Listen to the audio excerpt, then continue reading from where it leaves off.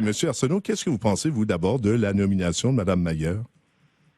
Ah ben c'est clair que ça fait pas l'unanimité. Je pense que il y a je veux en aucune façon remettre en doute les compétences que Mme Mayer peut avoir pour tenir ce poste. Mais il est clair que ça fait seulement je pense que ça fait juste un mois qu'elle est plus ministre libérale en Ontario. Et puis, c'est clair que son indépendance est affectée par rapport à son ancien poste.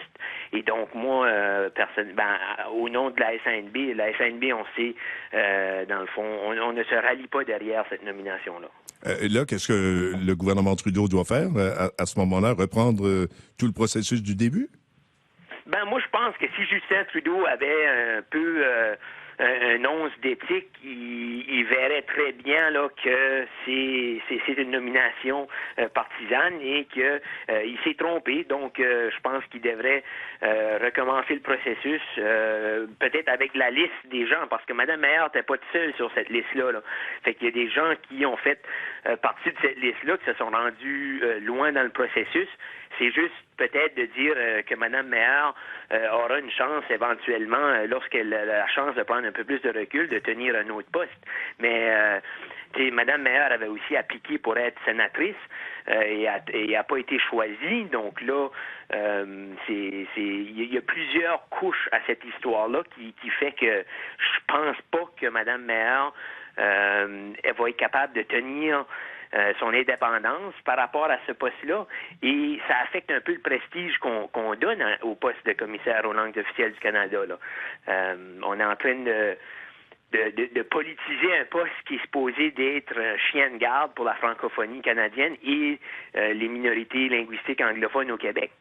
Le politiser et le fragiliser, est-ce que c'est votre opinion? Certains disent qu'on est peut-être la FCFA, par exemple, la Fédération des communautés francophones et acadiennes, qui dit attention de ne pas fragiliser le poste de commissaire aux langues officielles.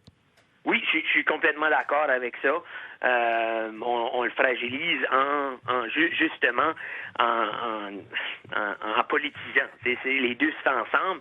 C'est que là, tout à coup, Mme Mayer, elle a beaucoup d'amis dont elle va devoir taper sur les doigts. Et c'est pas clair qu'elle va être capable de faire ça à ce point-ci. Puis en plus, Mme Mayer a malheureusement... elle n'est pas encore choisie comme commissaire. Là. Elle a juste été nommée par Justin Trudeau, mais les comités à la Chambre des communes et au Sénat n'ont pas encore accepté cette candidature-là. Et donc, Mme Mayer, qui a déjà fait le tour de tous les médias, c'est un peu... moi, je pense que c'est un peu autant. Là. C'est à un moment donné, c'est passer des étapes avant que tu les aies franchies. Là. Je me fais un peu l'avocat du diable. Certains me diront peut-être ailleurs au pays, oui, mais il prêche pour sa paroisse, puisqu'il y a des candidats et candidates des provinces de l'Atlantique. Auriez-vous préféré, M. Arsenault, que le nouveau ou la nouvelle commissaire aux langues officielles soit de l'Atlantique? Je pense que ça leur aurait fait du bien au poste de sortir du triangle Toronto, Ottawa, Montréal.